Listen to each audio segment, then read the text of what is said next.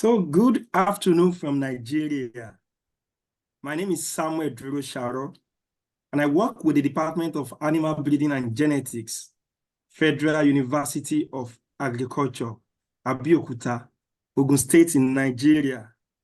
And I love working on behavioral genetics. I work on how genetics affect animal behavior and welfare, and basically in chickens and turkeys. You are all welcome to Animal Welfare Group Nigeria with acronym AWGN.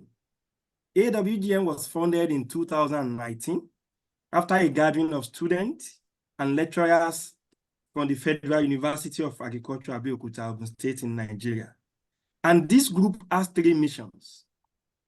The first one is to increase awareness about animal welfare and behavior in Nigeria, Africa, and the world at large. The second one is to foster collaboration and networking among researchers who are in the field of animal welfare and behavior. And the third mission is to educate the public about the importance of animal welfare.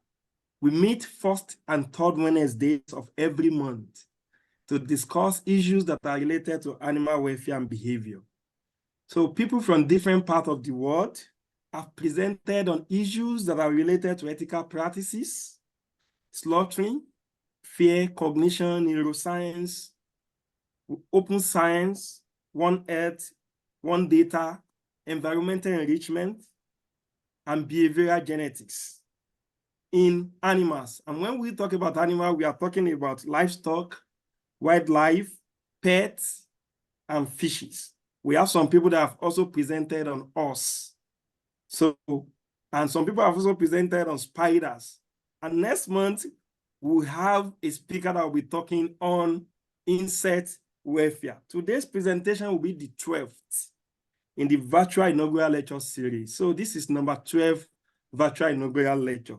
And today's presenter is Dr. Sneddon from University of Gothenburg, Sweden. Lynne will be talking on sentience and pain in fish. And today's moderator is Dr. Oluwaseun Iyasere from the Department of Animal Physiology, Federal University of Agriculture, Abeokuta, Ogun State in Nigeria. So I would love to hand over to you, Seun, to continue the program. Thank you. Yeah, good day once again, and welcome to the Animal Welfare Group Nigeria. We are so excited to have you join our platform this afternoon to interact with our guest speaker and also to learn and exchange ideas. Before the presentation starts, I would like to take the biography of our guest speaker. Dr. Sneddon has worked for over 2 decades on topics that have advanced fish health and welfare and used her research to drive the agenda for the improved welfare of fishes. Fish welfare was an understudied area prior to 2002, since it was previously believed that they did not possess pain receptors, also known as nociceptors. Sneddon identified nociceptors on the head and face of rainbow trout for the first time, which was published in 2002. This novel discovery that fish experience pain has since fueled Sneddon's research, and she has dedicated her career to informing the way in which fishes are treated in the laboratory and in other contexts.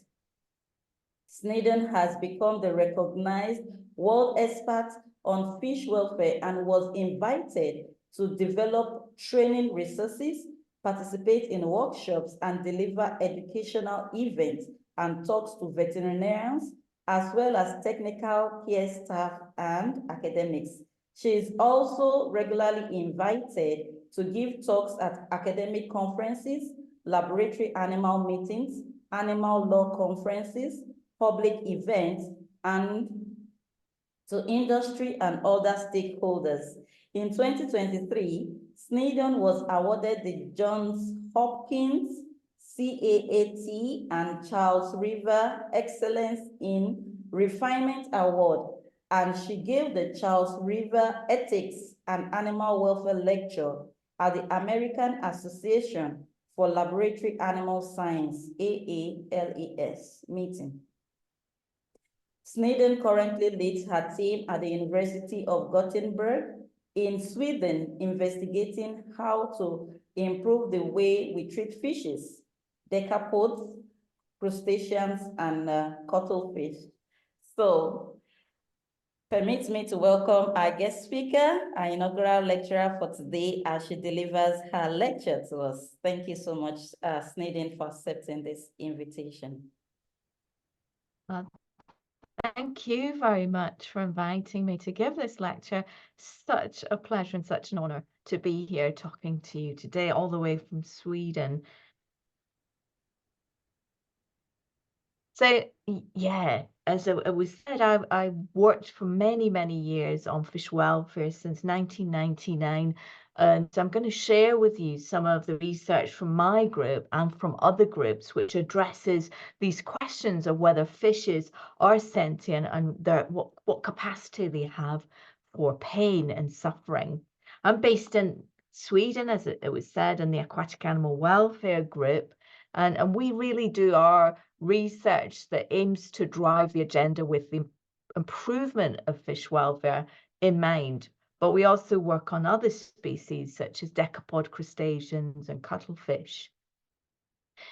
So good health and welfare is really, really important because, of course, no one wants animals to be sick. No one wants them to be ill. They pose a risk to our public health.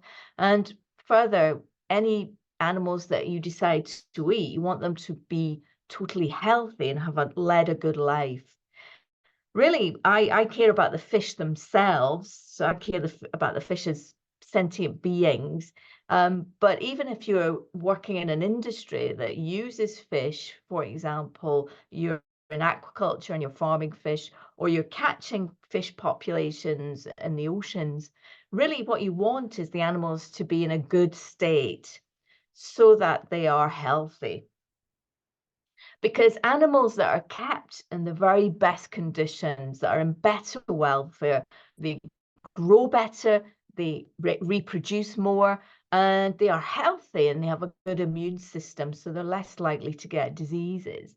And for anybody using fish then in industry such as aquaculture and fisheries, that means a better economic return for you. So no matter what perspective that you take, what opinion you have, really, I think fish welfare benefits everyone because it pays to keep the fish in really good condition. So I hope we all can agree that we have a common goal. We want these animals to be growing well, reproducing, have a good immune system, be disease and parasite free, so that if we, in any way that we use them, whether we're interested in their biodiversity or conservation, whether we want sustainable populations to fish, or whether we want to farm healthy animals for food production, we all have a common goal that we care about the welfare of fishes. So what am I going to talk to you about today? I'm going to talk about some of the research that's been done on addressing these questions of sentience and pain. So I'll start by first defining sentience. What actually is it? Then provide evidence for fishes being sentient. I will then discuss the sort of key principles for pain, where we consider an animal to be capable of experiencing pain beyond a reasonable doubt. And I'll give you some evidence from scientific studies. And then I'll finally talk about what are the wider implications. If we accept that fishes are sentient and experience pain, what effects does that have on the way that we use them? So let's start off by defining sentience. What is a sentient being? And we often hear this statement that sentient animals are protected under legislation or guidelines. Well, this definition assumes that a sentient being, a sentient animal, has some ability. And I think one of the mistakes that we can make is that we can be really anthropomorphic about sentience and think, well, they should be like us, they should be as clever as us. But animals have evolved in a completely different environment and require different things. They've adapted very well to their environment, so they're not going to be anything like us. So a sentient being has some ability to form relationships between conspecifics, so relationships within the same species, and between other species. So being able to form some sort of relationship with a species that is not your own. They should also have some form of cognitive ability, and that really, if we think about its most basic form, they should be able to learn new tasks and be able to retrieve memories. So that can be tested in the laboratory. They should be able to make strategic behavioral decisions based upon the costs and benefits of any situation. So they should behave adaptively. They should be able to experience positive or negative affective states. So things that are positive, like pleasure or contentedness, quite difficult to study in animals, or negative affective states. These are things like pain, fear, and stress.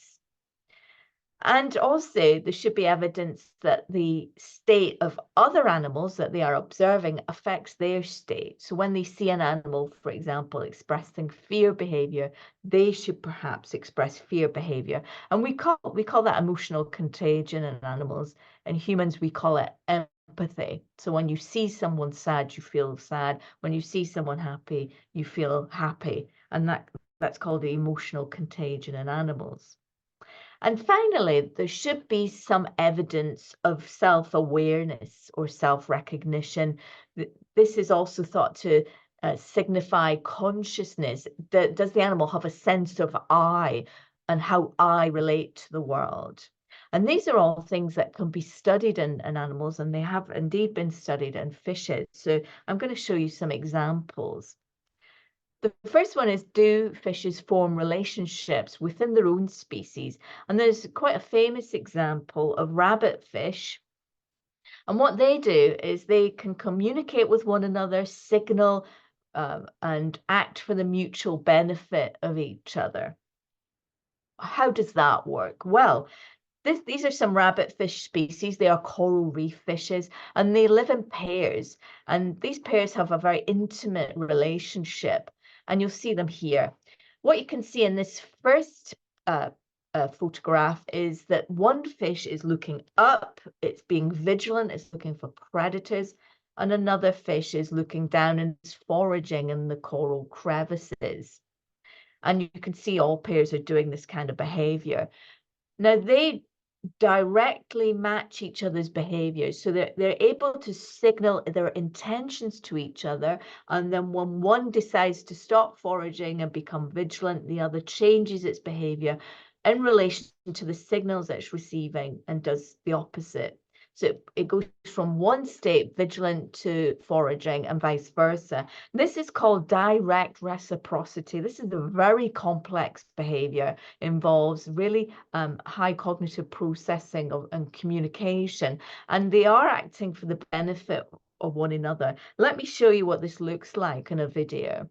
So here we have a pair on a coral reef, and you can see one is upright, one is foraging, and then they'll change their positions and their roles in the pair. So you can see there's a change, and one becomes vigilant and the other one starts foraging. And this benefits this species in two ways. The first is that when you have someone watching your back, someone watching for predators, you can take more bites and penetrate deeper into the coral crevices than if you were on your own. So you can forage more and get more nutrition from the environment. Another benefit seen here in this video, so we can see the one fish is they suddenly scatter, so they signal to each other, and there a predator comes along. So they're less likely to be eaten by predators.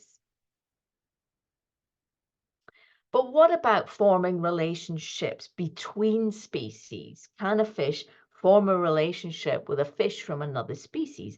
And there again is a very famous example of the grouper fish hunting with the moray eel, and this is called cooperative hunting. And again, they have to communicate with one another and signal and understand what each other's intentions are. And here's some videos showing you this. What you can see here is the grouper is coming along, its head shaking, the moray eel sitting in its coral crevice, and it's basically asking it, do you want to go hunting? We then have the fish swimming off together. You can see the tail of the moray eel behind the grouper, so they're going off to hunt. And then we can see this head down motion, this kind of head shaking and pointing. And basically the grouper is pointing at prey animals it can't get to. So the more long eel-like moray eel can get in those crevices and chase prey out. And again, this is beneficial, this relationship. They are more successful hunting together than they would be on their own. And so that is a very complicated relationship. There's also quite a famous example of octopus fishing with grouper fish, and there's quite a few videos out there of this. So octopus will cooperate with fish and they will hunt together. And again, the octopus can get in crevices that these fishes can't. So even with a completely other a species from a completely different animal group, a cephalopod, the fish can form a relationship with it. Now, what about cognitive ability and learning and memory? And there's quite a recent experiment where archerfish were trained to recognize human faces. Archerfish, I'm sure as you know, spit from the water to hit insects in the air, and these insects fall down into the water and the archerfish can eat them. In this case, what the study did was it showed the archerfish faces, and with specific faces, if the archerfish hit the right one, they would get a food reward. And actually, the study showed that the animals could remember up to 44 faces. And here we just have a video. The archerfish is swimming. You'll see it spit at the screen and then it gets a reward. So to be able to remember up to 44 different faces is quite an amazing feat. And here we go again. The archerfish will spit at the right face and it gets a food reward.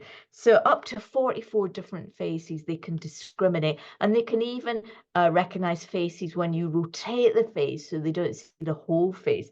Again, that requires a high cognitive ability.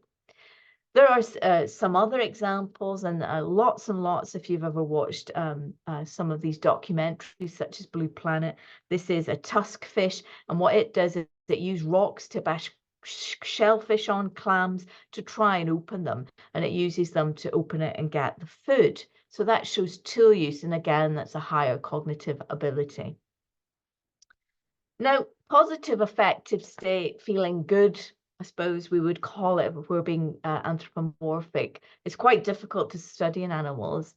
There is one study which looked at whether cleaner fish, and these cleaner fish set up cleaning stations on coral reefs, and they get large predator fish coming in to be cleaned. So the cleaner fish remove all the parasites from these predators. Why don't the predators eat them? Well, they get a beneficial service from the cleaner fish, getting rid of all the parasites and debris on their skin.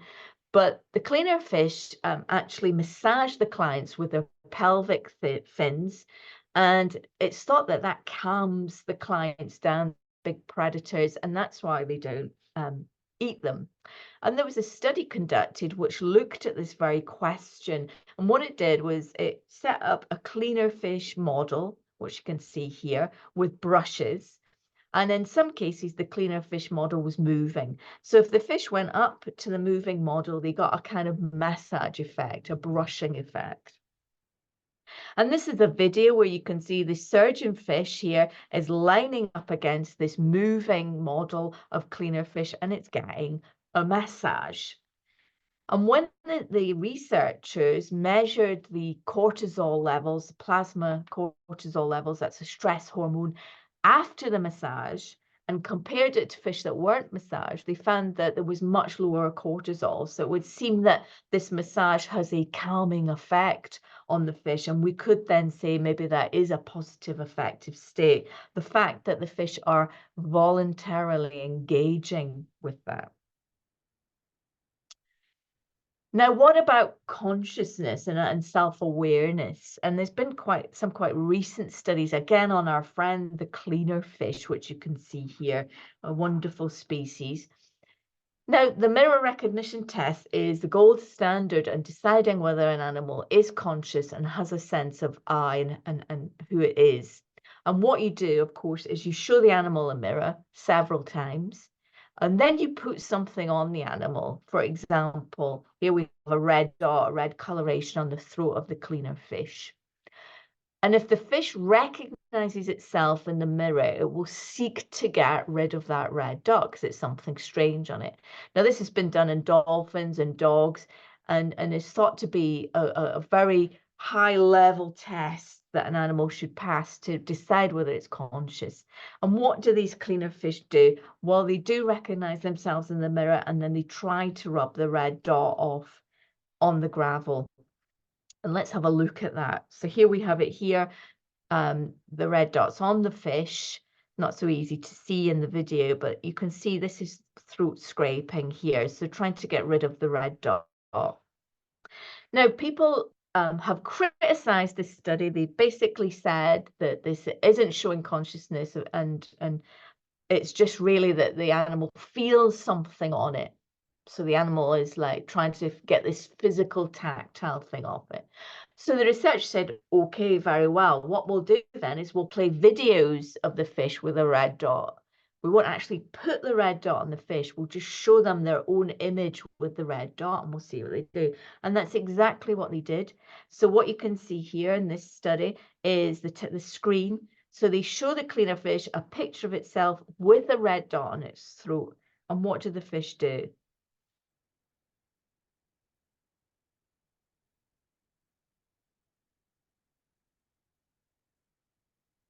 There they go. They try and scrape this red dot that they've seen in their mirror image off. And so again, the cleaner fish does pass this test, and that would suggest that they do have some form of consciousness. And I've shown you quite a few examples there. I wish I could spend another few hours showing you even more, because there's so many things that fish do that are amazing. But if you want to read more about this, Dr. Broom's book on sentience and animal welfare is wonderful. It covers all animals, not just fishes. And myself and Callum Brown wrote a book chapter quite recently in this book, Neuroethics in Non-Human Animals, where we review the mental capacities of fishes to show that, yeah, they are sentient beings, and we would accept all this evidence if it was a mammal. But because it's a fish, it's often questioned, and it's quite sad that we question it just because they're fishes. However, in my opinion, fish are sentient beings, and we should treat them as such. Now, I'm now going to move on to studying poor welfare and particular focus on pain in fishes. When I started this work back in 1999, I went to work in Mike Gentle's lab. This is Mike here. He was a wonderful mentor, and we worked at the Roslin Institute in Edinburgh in Scotland. And what we did was we looked at things that people did to animals that could be potentially painful, and we proved scientifically. Now, you may think, why would you do that? Of course, animals feel pain. The problem is the industries that use animals are very powerful lobbying groups, and you have to have sound scientific evidence to show that the animal is affected by whatever you're doing to it, and that that's a negative impact on the animal. And Mike taught me that in order to improve the welfare of an animal, you really have to study it. And unfortunately, that means you have to cause it. So if you want to study pain, then you need to cause pain in the laboratory. Why is there such a focus on pain? In terms of getting governments and legislators and regulatory bodies to change their legislation, their laws to protect the animals. If you show an animal is capable of pain and suffering, people want that to be prevented. They want that to stop. And so you have to really show that the animal suffers. And sadly, that's the world we live in. Now, let's get some definitions out of the way. because often you'll see these terms in the literature. So nociception is quite commonly used. That's just a simple detection of an injury-causing stimulus. And when we think about injury-causing stimulus, we're talking about high mechanical pressure, cutting, crushing. We're talking about noxious chemicals like acids and venoms that can damage tissues. We're also talking about extremes of temperature, heat, extreme cold cause tissue damage. Nociception is the simple detection of them, and it's usually accompanied by a reflex withdrawal response away from the stimulus. So if you touch something hot, you feel instant pain, you withdraw your hand really quickly. That's nociception. However, if you don't get cold water on that injury, that burned area, it'll start throbbing, you'll start cradling your hand, you'll feel bad, it hurts. And that's pain. So pain is both the sensory nociceptive component and the psychological experience, the negative affective state, the suffering and discomfort. And so that most people would agree, I think everybody agree all animals are capable of nociception, but when it comes to pain, aquatic animals are often denied pain for reasons I'll talk about towards the end of the talk. But it's both that sensory and that psychological experience. It is not just a simple instantaneous withdrawal effect that lasts for milliseconds. It's much more complicated than that. And as I said before, to try and change laws and regulatory guidance, we have to show the animal is capable of experiencing poor welfare. And we can ask the question, how important is pain to a fish? How do we study that? I'm going to show you a video. I apologize for anybody who's offended by this. You may not want to look away. But the video shows an animal, a rainbow trout, feeding on a gammarus, which is a little crustacean. And the first species has a smooth back. And then the second species of gammarus has spines. So you imagine if you bite down on the spines, that might be painful. So let's have a look at the video, and please look away if you don't want to watch it. Now this is the smooth gammarus species, and you'll see the rainbow trout very quickly eats the gammarus. And then this is the spined gammarus species. So the fish, the rainbow trout, is having quite a lot of difficulty actually ingesting it.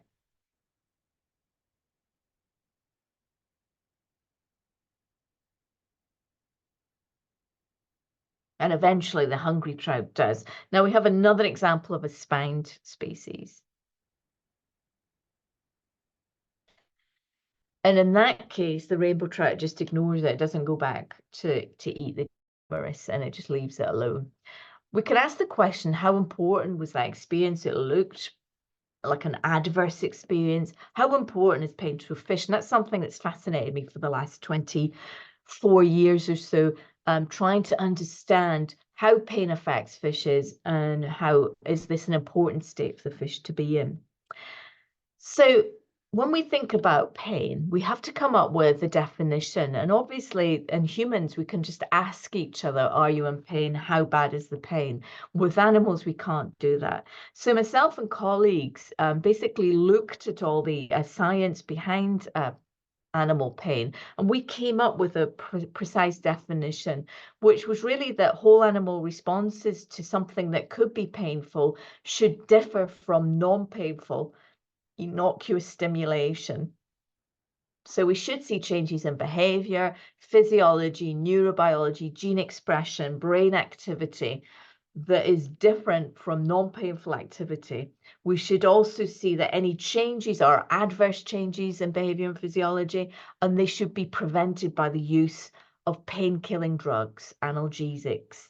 And what we find is that all animals have nociceptors. These are receptors for painful stimuli, and they have pathways to the central nervous system, and we do see central nervous system activity that differs between painful stimuli and non-painful stimuli. However, to show that pain is important, that it's, you know, a significant event for the animal, what we have to do then is show that there is a change in the strategic behavioral decision making of the animal after a painful event, such that the animal is motivated to behave in a completely different way, or it's so affected by the pain that it does something completely different after that experience. And that really we felt was something that showed a dramatic change in the animal's behavior and its biology and its affective state that affected future behavior. Now, how does one go about testing whether a fish can experience pain? Well, back in early 2000, I started working on this with Mike Gentle at the Roslin Institute. And the first thing that we did was we looked for nociceptors on the head of the fish.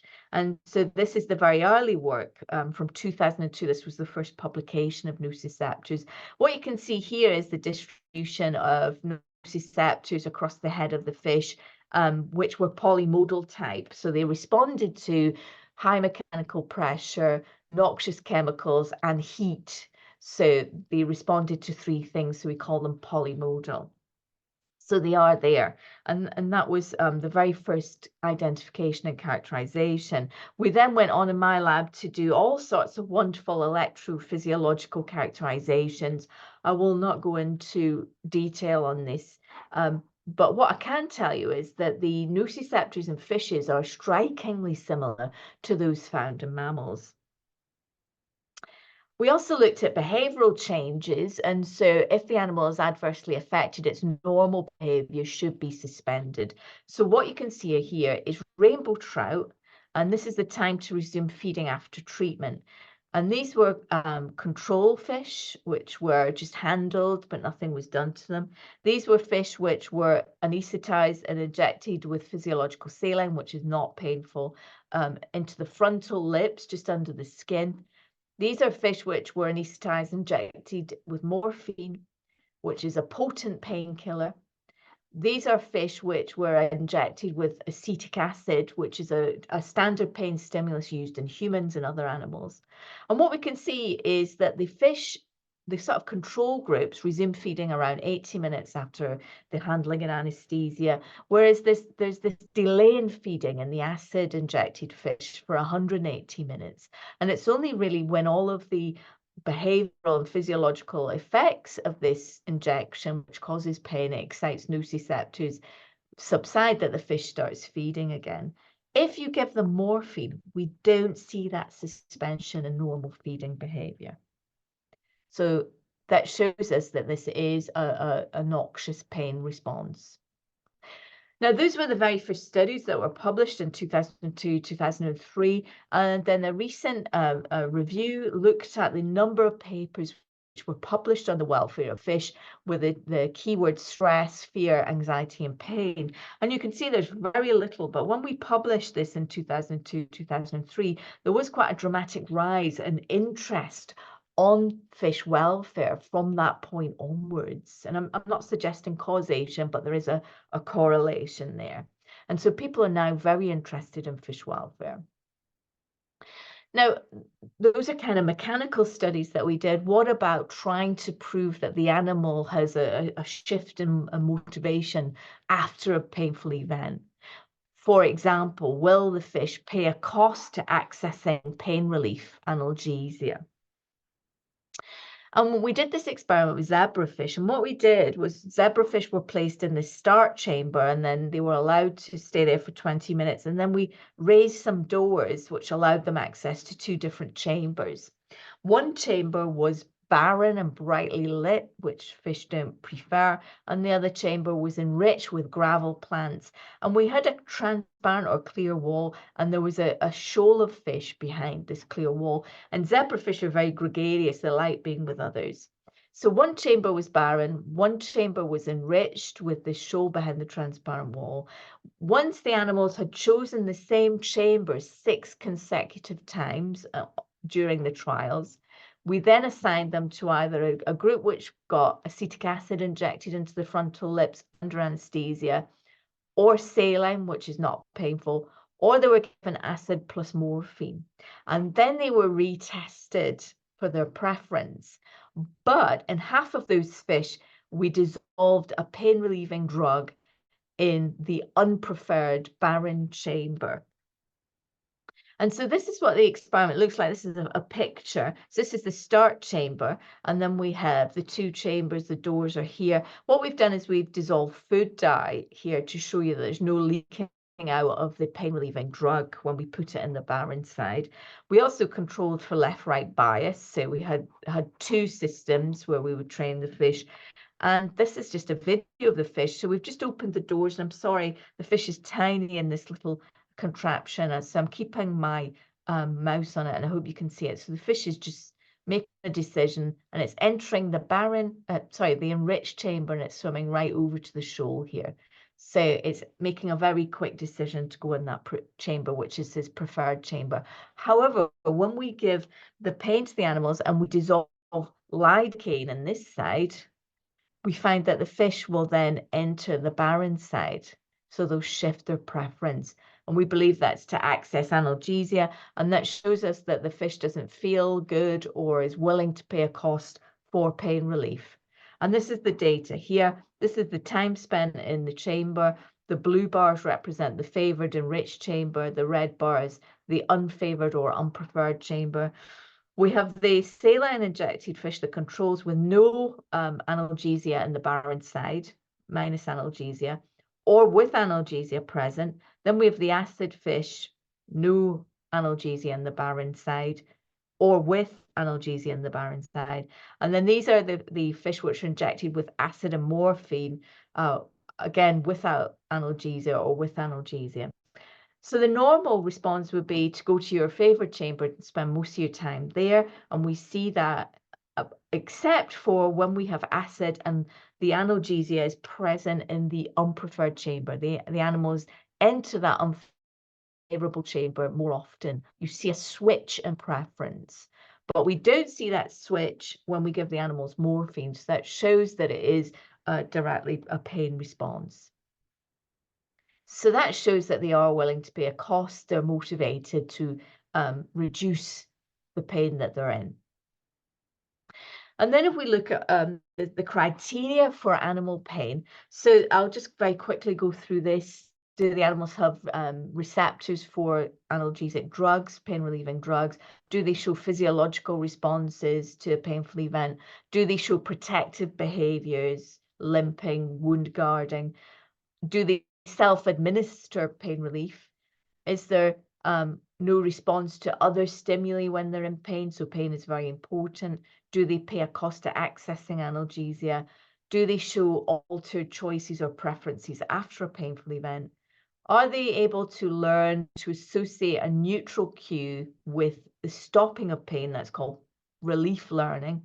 Do they rub, limp, or guard the area? And will they trade off pain against other motivations? Now, mammals, you can tick all the boxes for mammals. This is birds or aves. And actually, there's question marks. And the reason there's question marks is that the work hasn't been done. It doesn't mean that there is a question mark about whether they fulfill this. We just don't know. Then if we look at the amphibian and reptiles, there's lots of don't knows. But when we look at the agnathans, the jawless fishes, and the teleos fishes, the bony, there's only one question mark, and the experiment just simply hasn't been done. We then can look at invertebrates, cephalopods, decapods, and insects, and only for insects do we actually have a no there for the criteria. So we can see for fishes, there is one criteria we can't tick just simply because it's not been tested yet. So what can we deduce from that? Basically, we can use the principles of triangulation. We have this huge number of criteria. Do fish fulfill it? If they fulfill all of them except one, the weight of evidence is very strong. And what we should be aware of is that if you tick the box for one of these criteria, that doesn't mean the animal is capable of pain perception. So you need to be careful that you have quite a body of evidence to really base a scientific judgment upon. And what we find is that the nociception and pain system in fishes is very similar to other vertebrates, to mammals. And I've written quite extensively about the evolution of nociception and pain and comparing fishes to other animal groups. So if you're interested in reading this, please do. Now, this brings us to our use of fish, and often we do things to fish which cause tissue damage and would give rise to pain. We farm them, obviously, and we size grade them. They suffer net abrasions, injuries during aggression, but of course we need to farm the animals to produce food, protein. We also catch them in very large numbers, and again, there's many things in fisheries that can be damaging to the fish. Some people like catching fish as a sport or a hobby. Some people keep them as a beloved pet. I use them in experimentation, and in Europe they've become a very important model. Fishes are used in greater numbers than rats, and only mice are used in larger numbers. So we use a lot of fish in experiments, and it's important that during all of these contexts that we are maintaining the welfare of the animals. And so that led me to this experiment where we were trying to develop a way of assessing welfare in laboratory fish. And we chose zebrafish because in Europe, they account for 50% of the fishes used. They're used in massive numbers, and the numbers are growing. And what we did is we monitored the fish using behavior. We recorded them using video cameras, and we looked at control undisturbed fish. We looked at sham fish, which were anesthetized and handled, but nothing was done to them. And then we looked at some procedures that are done in the laboratory. For example, fin clipping, so the animal's anesthetized, and then part of the tail fin is removed for genomic screening. That does grow back, but no pain relief is used. Pit tagging, you see a pit tag in the picture there next to the fish. It's inserted through an incision in the abdomen, again done under anesthesia, but typically pain relief is not provided. Muscle damage is a proxy for surgery, and then we looked at a standard pain test, the injection of acetic acid, which of course is vinegar, under the skin, which is a standard pain test. And what we found was that in individual zebrafish, they are continuously swimming. They use all of the tank space, very calm swimming with gentle turns. Unhealthy fish are immobile. They don't move very much. We see increase of the bottom of the tank. They're basically sitting down there, bursts of erratic swimming and unusual behaviors. But let me show you some videos to convince you. So this is a control fish. I apologize for the quality of the videos, but when we're tracking them in real time, this red dot, we have to turn down the resolution of the videos to get real-time data acquisition. And you can see the fish is constantly swimming. It's in the middle of the tank, and so it's moving quite normally. Then if we, that's a normal healthy fish. Then if we fin clip a fish, what you can see here is the fish is sitting on the bottom, not moving very much. It's wafting its tail a lot, but it's not actually going anywhere. And yes, that fish had a fin clip. Then we see this fish here. Again, it's in the bottom of the tank. It's doing something quite odd, which is sinking. That's not a very normal behavior. Bouncing on the bottom of the tank. And this fish had had a pit tag inserted in the abdomen, again, under anesthesia, but no analgesia is given. And this is our final example from the individual fish, swimming in mid-water, swimming constantly. Nice calm turn there. And this fish was actually fin clipped, but we gave it a pain relieving drug, lidocaine, in the tank water at 5 milligrams per litre. So we alleviate the pain and the animal behaves more normally. And these are the kinds of data that you can get from this. This is a control fish. And this is 25 minutes of video after 2 hours after the experiment has started. And basically the green dots are slow swimming, red dots are fast swimming, but you can see the control fish is using all of the tank space. The sham fish is using most of the tank space. And then the fin clip, you can see there's a dramatic reduction in space use when you fin clip. Same for pit tag, same for muscle damage, and this is 1% acetic acid. So quite a dramatic reduction in activity and space use. We can then try different analgesics, pain relieving drugs. This is the fin clip animals 2 hours after treatment. This is lidocaine 5 milligrams per litre. So the drug is dissolved in the water using all of this space. Bupivacaine, another local anesthetic at 1 milligram per litre, not very effective. effective. Flunixin, which is a non-steroidal anti-inflammatory drug, or an NSAID, but not very effective at 2 milligrams per liter. But when we increase to 8 milligrams per liter, they are. Morphine at 3 milligrams per liter, not very effective, but at 48 milligrams per liter it is. So that helps us develop pain relieving protocols. Of course, zebrafish don't live alone. They're often held in breeding pairs, and they interact with one another quite a bit. You can see them swimming constantly. These are control animals. Nothing's been done to them. So they're swimming around normally. What happens when you fin clip one of those? What you can see here is the fish sitting on the bottom has been fin clipped, and it's just not moving very much. It's sitting on the bottom of the tank, not interacting with the other fish. And then we have groups. Often zebrafish are held in groups for stock purposes. And you can see again, they're swimming around constantly, swimming all over the place, interacting with one another. What happens when you give one of them 10% acetic acid? Instead of sitting at the bottom, half of these fish in this group actually sat at the bottom, but it's not moving very much, sitting there at the top, quite motionless. So what we did is we looked for the key behaviors that these fishes expressed. And what we found was distance swum is dramatically reduced. The animals don't move very much, so location is important, and activity it dramatically reduces. And what we did is we used color analysis. So we assign a color to the data. So we've got distance swum is red, location is green, and activity is blue. And taken together, they provide a color which reflects the welfare of the animal. And we can extract the data from those videos in real time to provide that health status. We've tested it in various other ways.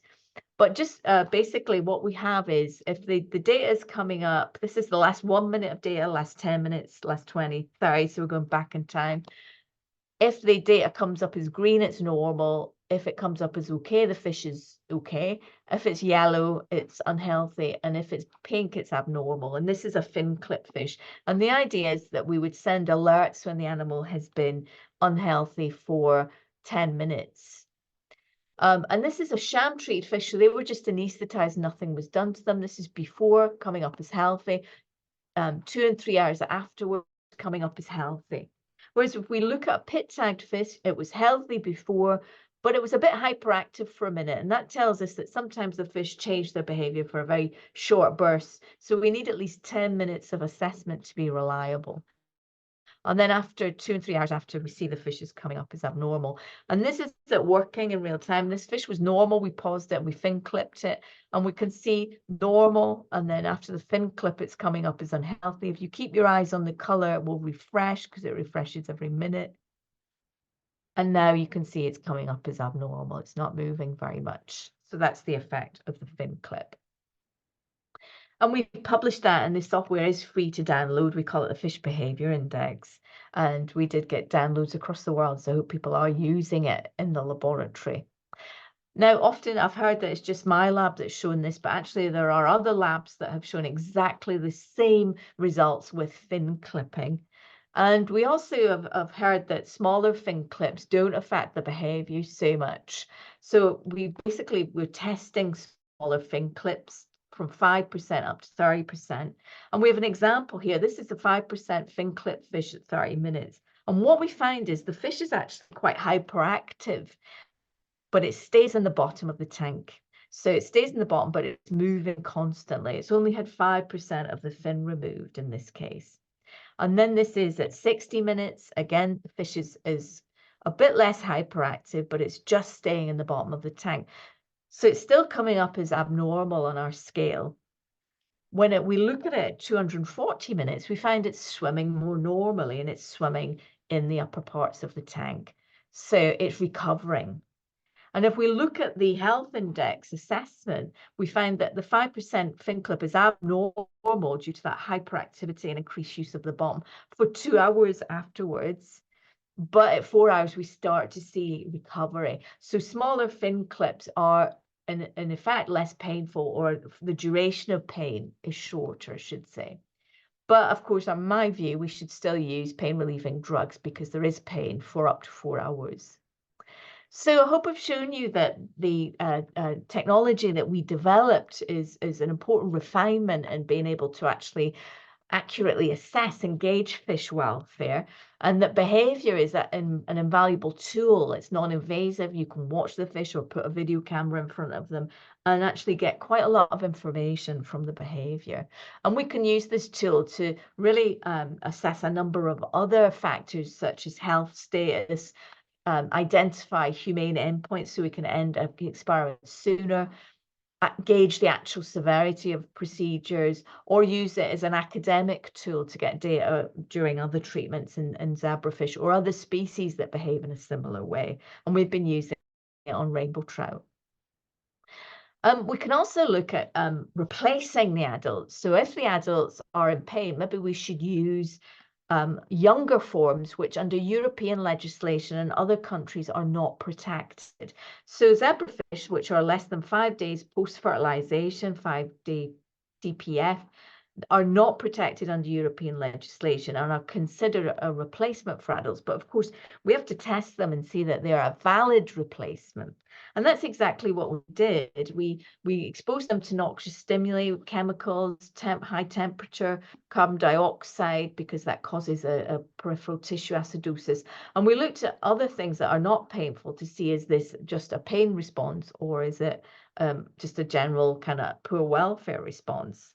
And what we found was that the behavior was very similar to adults, and the responses were reduced by a range of drugs that are analgesics, pain relieving drugs. So here's just some examples. This is the behavior of the fish before we do anything to it, and these 25 well plates, these little larval fish. And then when we expose them to 0.1% acetic acid, we can see there's a dramatic reduction in activity. And this graph here shows this. This is the change in activity. So a positive value means that there's an increase in activity after the treatment, whereas a negative value means a decrease in activity after the treatment. We have the undisturbed controls here, which show very little change. Then we have 0.01, 0.1 and 0.25 acetic acid. And we see that decline in activity at 0.1% acetic acid. Then if we give them morphine, this is 1 milligram per liter, we don't see that that works very well in preventing that behavioral change, but 48 milligrams per liter does. So we see that we can prevent the change to 0.1% acetic acid by providing pain relief.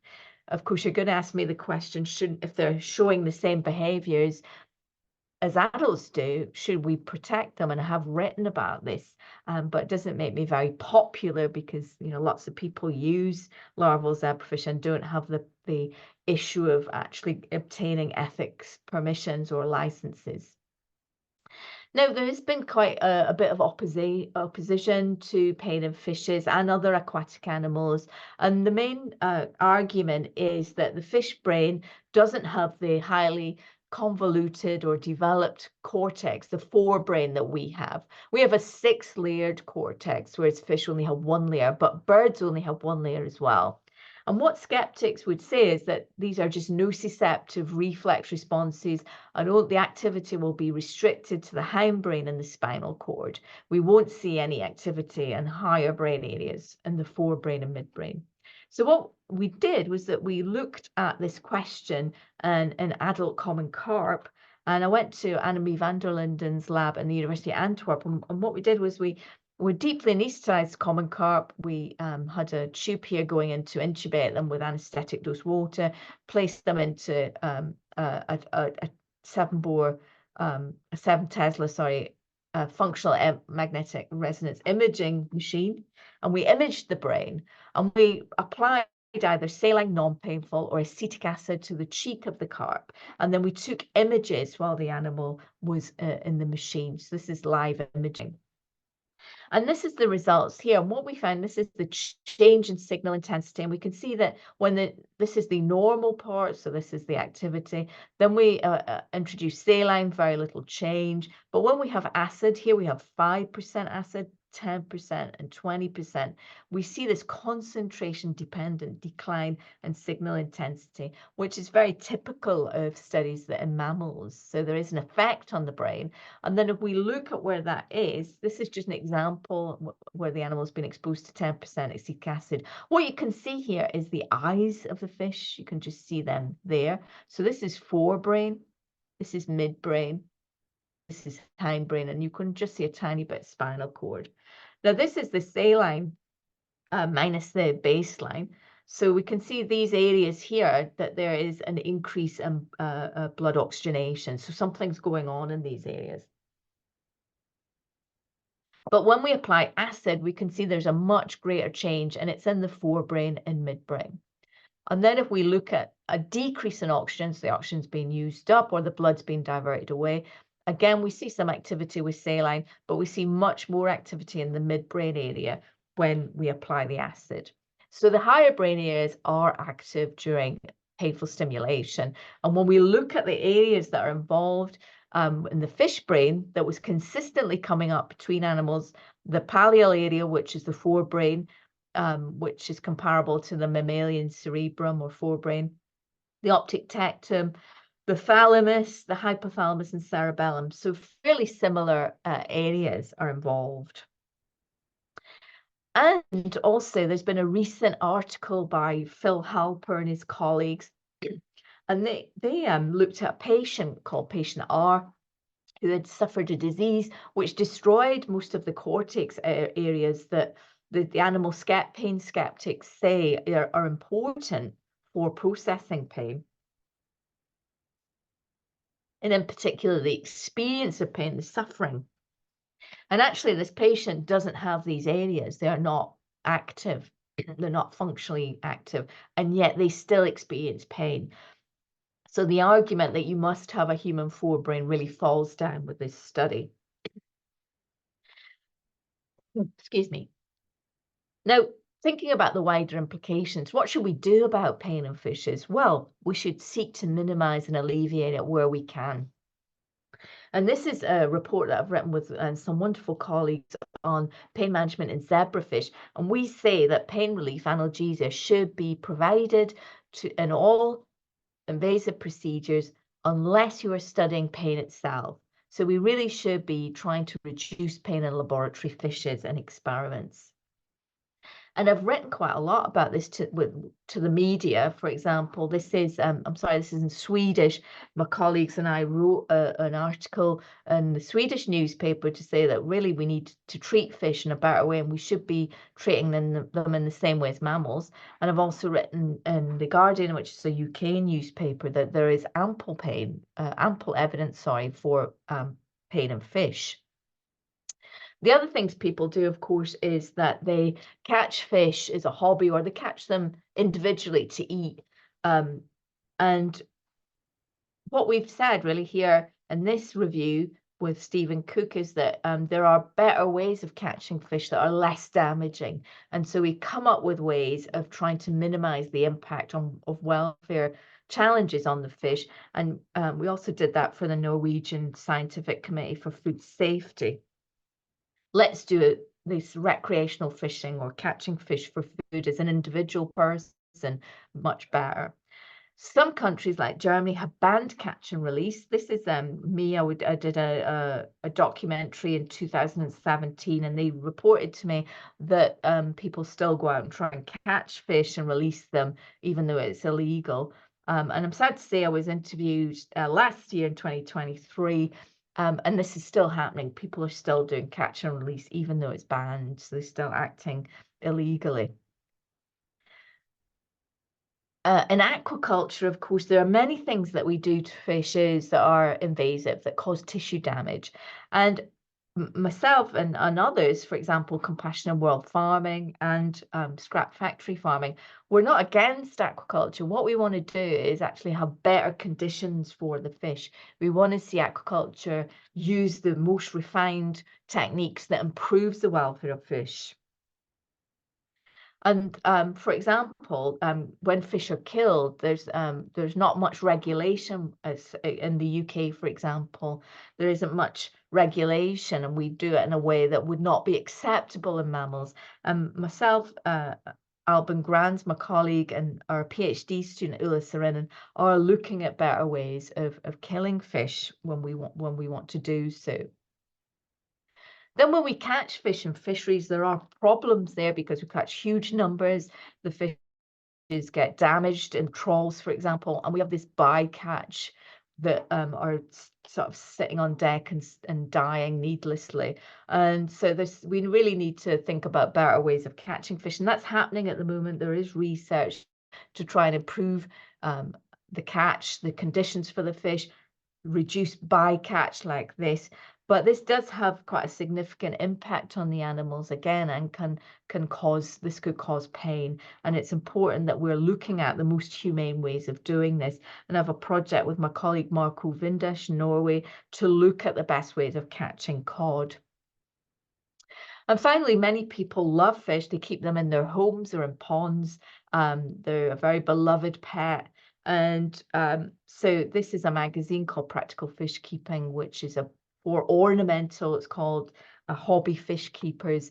And they did a poll where they asked, do you think fish can feel pain? And this was on Facebook. And out of 460 votes, 96% of people said yes.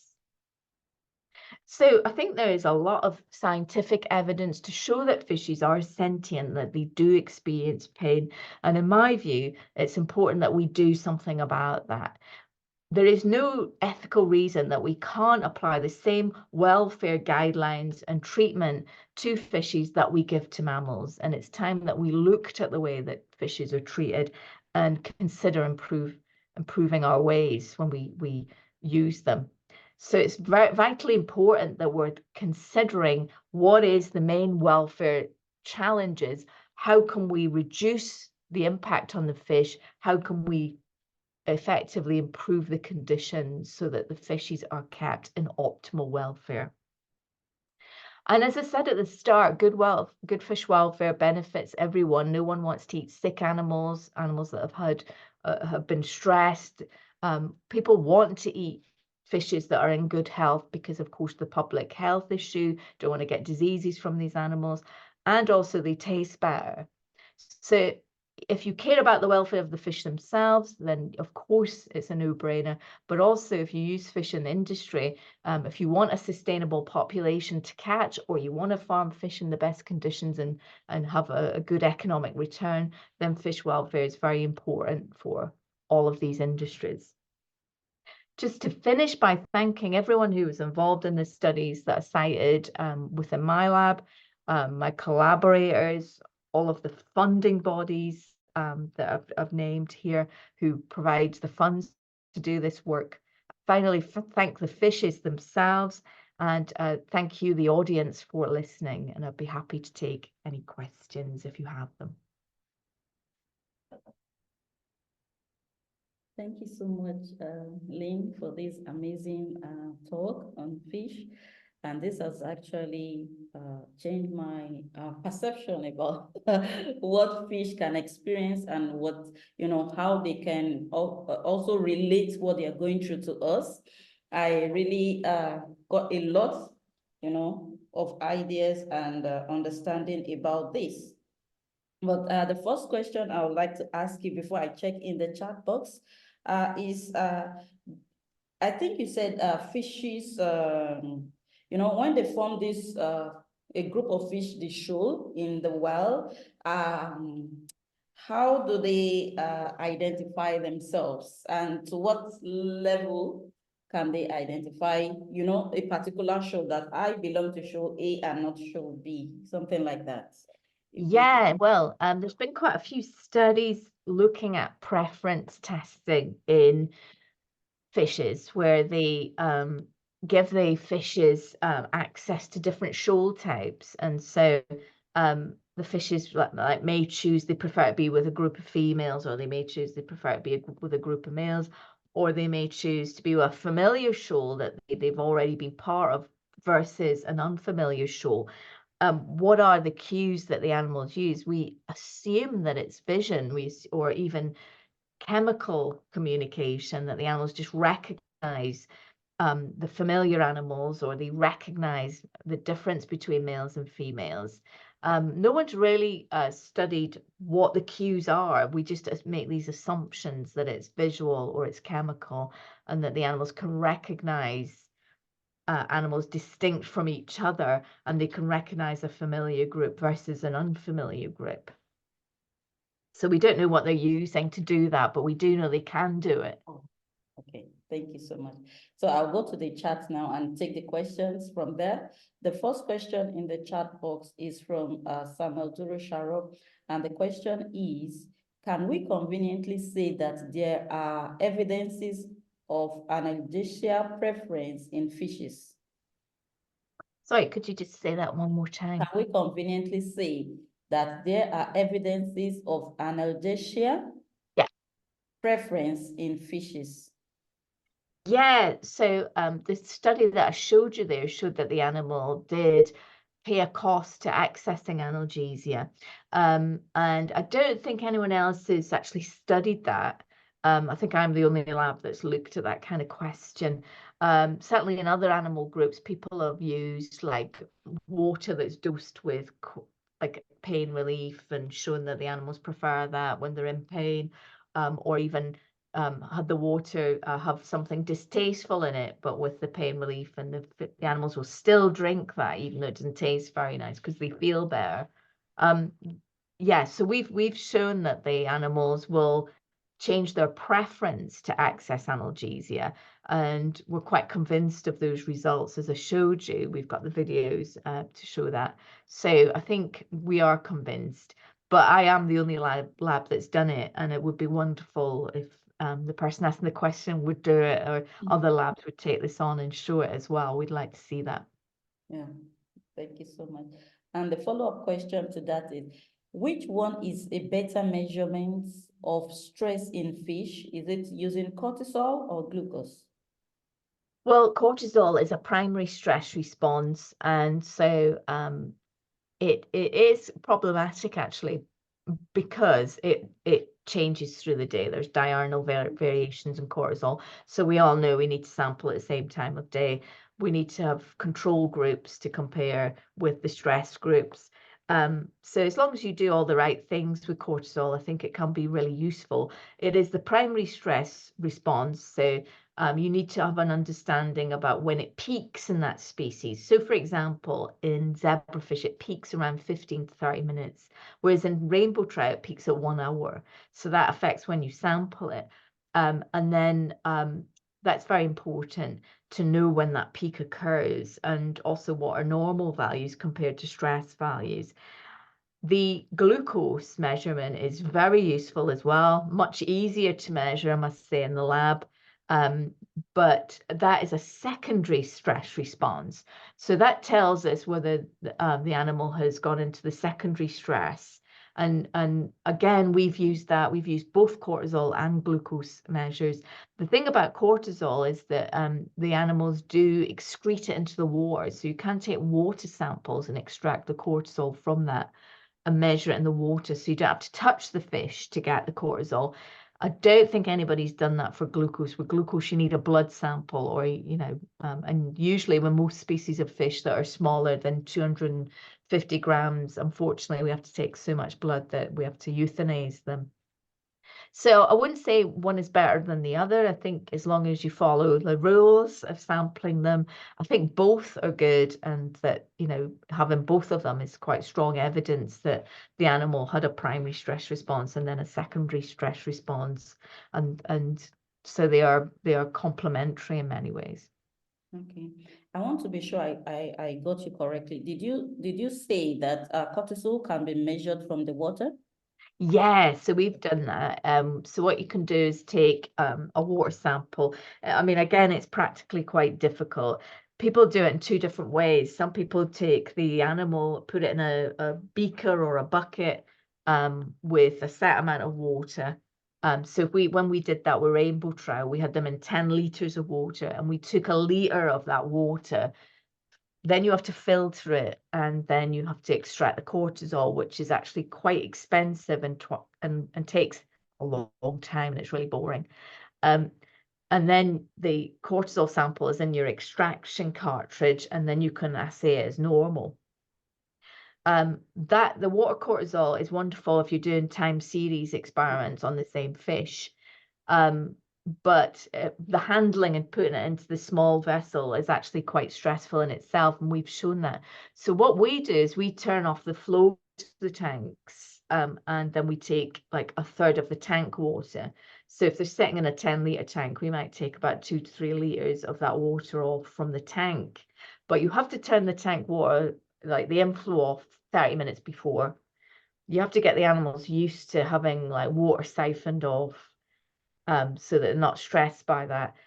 And you have to have empty tanks, because there will be a background amount of cortisol if you're using like a recirculating system. So I'm sorry, I'm going into huge technical detail with this, but those are the things that people don't tell you when you read the paper, you know, that you read the methods, and it doesn't tell you have to do all these steps really to do water cortisol. But it is informative, and we validated it for zebrafish. Other species have been validated, and basically the animals excrete it over the gills. But it's expensive and it's time consuming. Thank you. I really appreciate that. Yeah, there is a question here also from Samuel. How is play behavior assessed in fishes? Do fishes play, and how can we assess play? I don't think anyone's really published play in fishes. You certainly see fishes interacting with things in their tank. You know, like often, like if you're bubbling air, they can like sort of swim in the air bubbles and things. I don't think anyone's looked at it scientifically, but there was some evidence that the bubbles, like aeration bubbles, were a form of enrichment, and that the animals like to swim in them. I don't think that's the same for all species, and I don't think it's really been studied systematically, like in a sort of laboratory experiment type way. There are lots of videos on YouTube showing fishes behaviors that could be considered as play. You know, so if someone was willing, they could look at these videos on YouTube and try and characterize what play is in fishes. But yeah, it's not been well studied at all. Thank you so much. The next question here is from Alhaji Microorganism. What instinct makes big fishes to eat young fishes? Yeah, so hunger is probably the driving force there. And it depends whether the fish is a piscivore. That means it's a fish-eating fish. And so you know, predatory fish are ones that eat other fishes generally, but some predators prefer like octopus or other species of animals, and it's just really hunger that drives them to eat them. And they watch other fish doing this kind of behavior and learn from other fish, but instinctually they are just driven by hunger. That's the motivation. Yeah, thank you so much. Yeah. There is a question from Neuvan Monfrance. Permit me if I don't pronounce that properly. Can fish experience permanent trauma? Yeah. Again, I think we see trauma in aquaculture. So we often see fish which have been damaged early in life, and then later in life they have things like spinal deformities, like they've have a curved shape, they're missing a operculum, their jaw development's not correct. If you're talking about fisheries, I don't think anyone's followed fish at sea anyway to see what happens to the bycatch discards, and nobody's kind of tracked them and saw, you know, are they affected? Is there injuries that persist? We just don't know. I think it's just not been studied. I think it'd be quite difficult to do that. But I am working with a group at Exeter University where we're tagging tunas and then looking at their behavior after the tagging, and then some of the fish are getting pain relief because the tags are quite invasive. And it is possible, we haven't analysed the data yet, that the fishes that have pain relief behave more normally than the fishes that don't. But to actually follow a fish in the environment would be quite difficult. And I think generally fishes probably will have injuries, but they also heal, you know, so it would, you know, if you go back a year later, it could have healed. But we do see some trauma in aquaculture that persists in adult life. Okay. So because she gave an example that, for example, if a fishing boat catches too many fish and releases some of them, will this reduce their life expectancy based on the experience they had, as opposed to physical harm from the process? Yeah, I mean, we just don't know. I don't think anybody's ever studied that. You would need to tag the fish, and then you'd need to have a control group of unfished fish and tag them and compare life expectancy, really.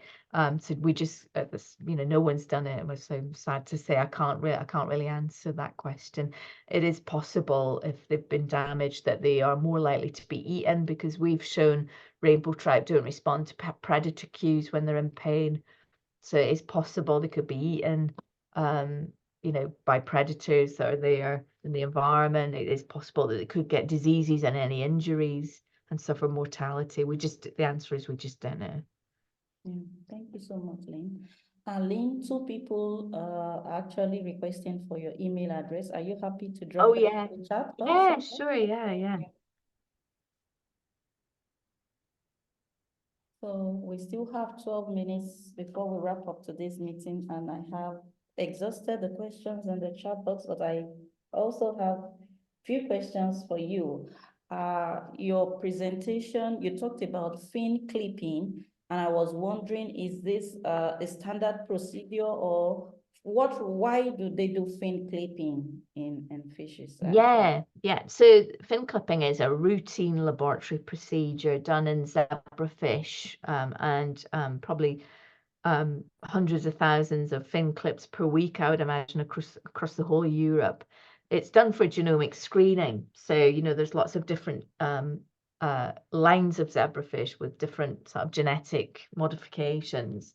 And so people will breed them, and then they will take a fin clip and screen the genome to work out what line of fish this is. Is it homogeneous for the genetic modification, or is it heterogeneous?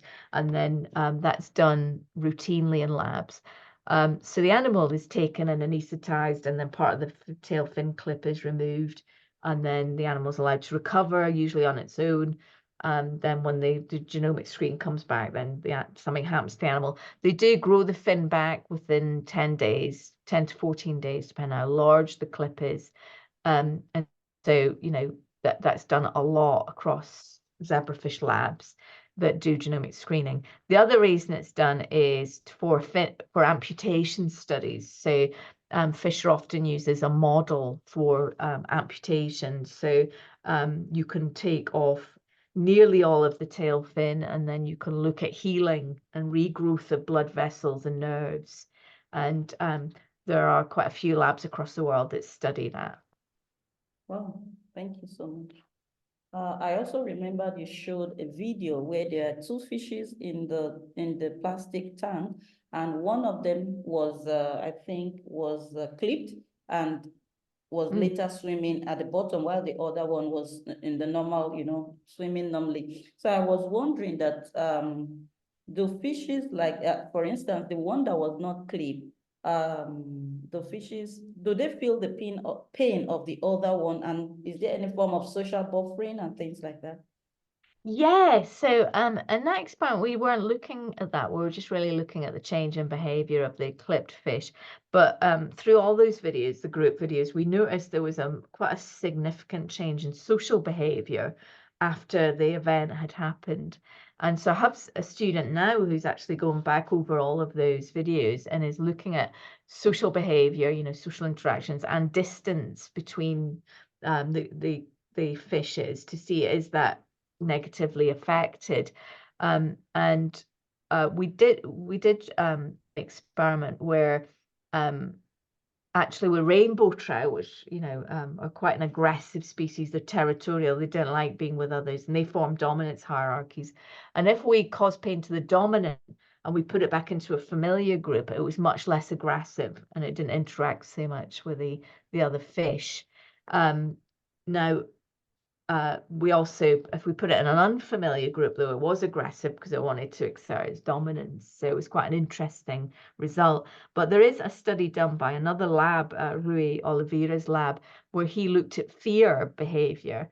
And so he exposed zebrafish to alarm substance, which is like a predator cue, and the fish froze. And then he looked at the behavior of fish watching these ones freezing, and the fish that were watching weren't exposed to the predator cue, but they froze as well. So, and all they were doing was watching these fish respond to this alarm cue.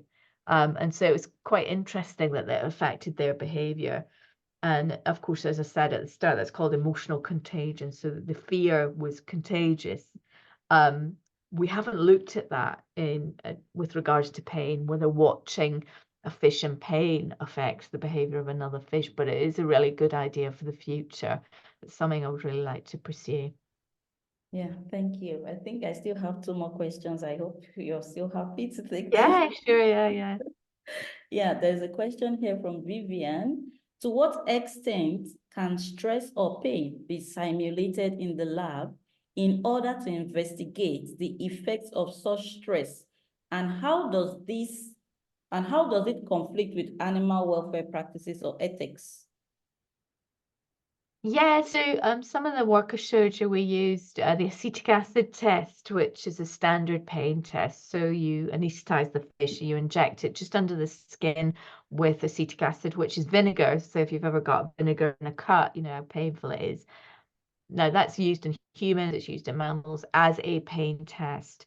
And it's done for the study of pain. So when you're trying to maybe find new types of drugs that alleviate pain, or you're interested in the mechanisms of pain, the biology itself.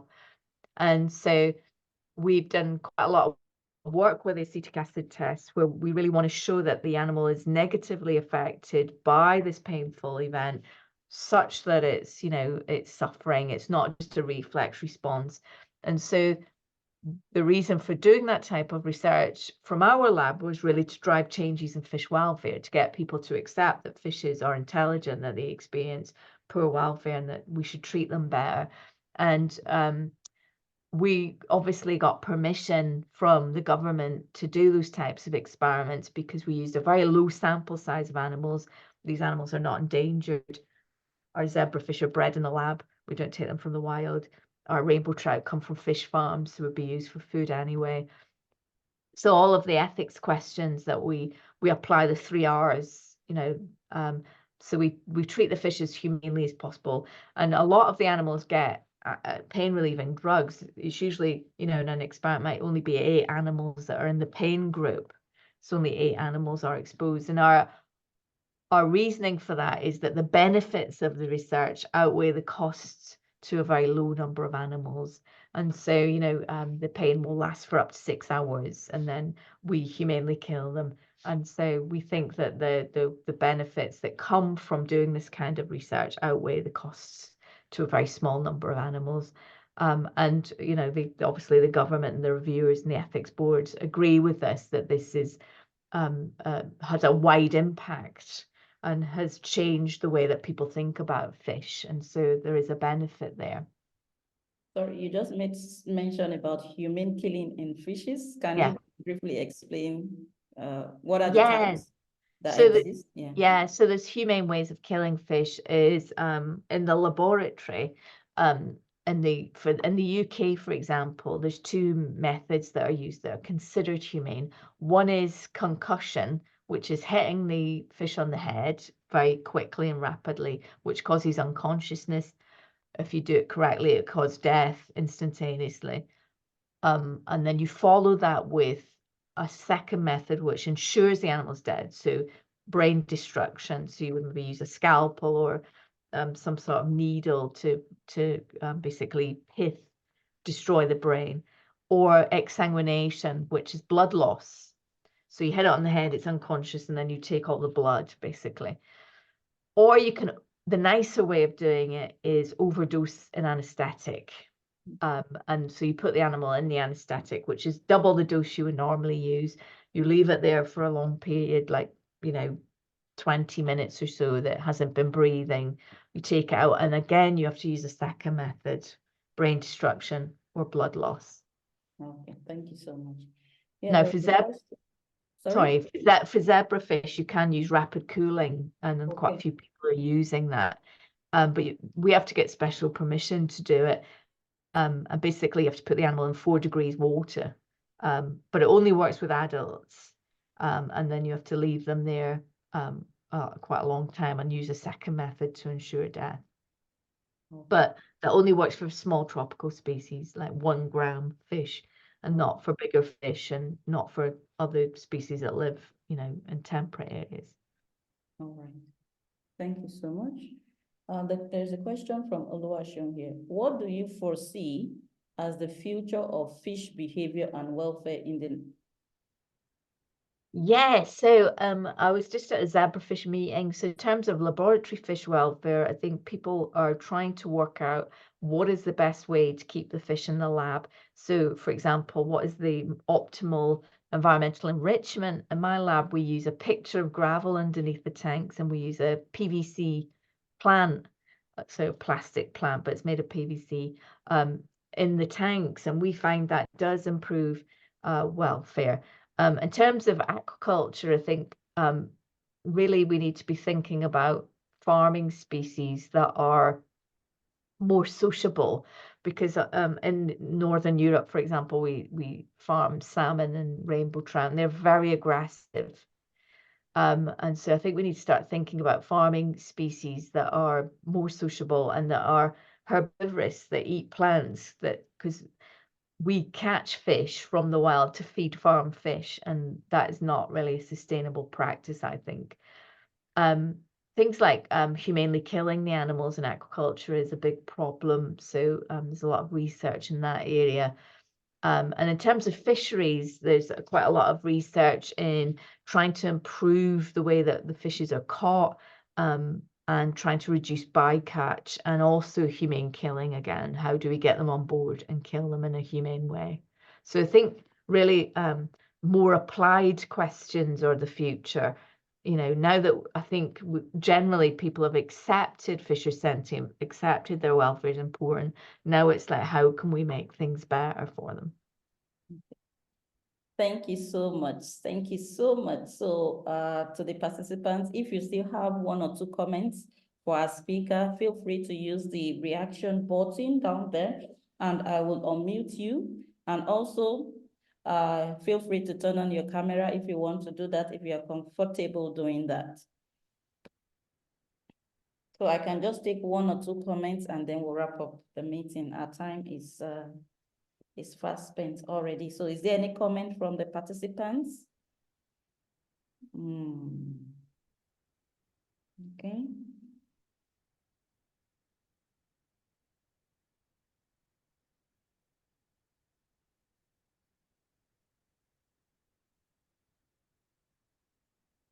I'm not sure anybody wants to. Yes. Well, thank you everybody for attending. It's been really great to talk to you. I'm really honored and pleased to do this this lecture, and thank you so much for your kindness, for your kind introductions, and for inviting me. Thank you. You're most welcome. I hope the questions are not exhaustive. Yeah, who else wants to say 1 or 2 things? Then we end today's meeting. So while I'm expecting you to raise up your hand, I would like to appreciate our speaker once again. Thank you so much, Lynn. Thank you, host. Okay, let me unmute the host to wrap up the meeting. I need to. So just before I hand over to the host to wrap up the meeting, I've forgotten. I just want to let all the participants know that this meeting was recorded, and it will be uploaded on our YouTube channel, the Animal Welfare Nigeria YouTube channel. And also just to inform you once again that also the Animal Welfare Group have now started a LinkedIn audio event where we also discuss issues related to animal welfare. So feel free to follow us and connect with us on LinkedIn. Still the same name, Animal Welfare Group Nigeria. And this weekend, mostly we have our meetings on LinkedIn on Saturday. So this weekend, we'll be talking about the 3 R's of animal welfare. So thank you so much. I would hand over to the host, to wrap up. Thank you. So thank you very much, Lynn. Thank you for the wonderful presentation on pain and sentience in fish. And I know everybody enjoyed it, and you had a lot of questions to answer. So we want to thank everyone for participating in today's meeting. We are very grateful that you joined our meeting, and we hope to see you in our subsequent meetings. You can join us on social media. Our X handle, that is Twitter handle, is at AWGN14. AWGN in capital letter and 14 in number.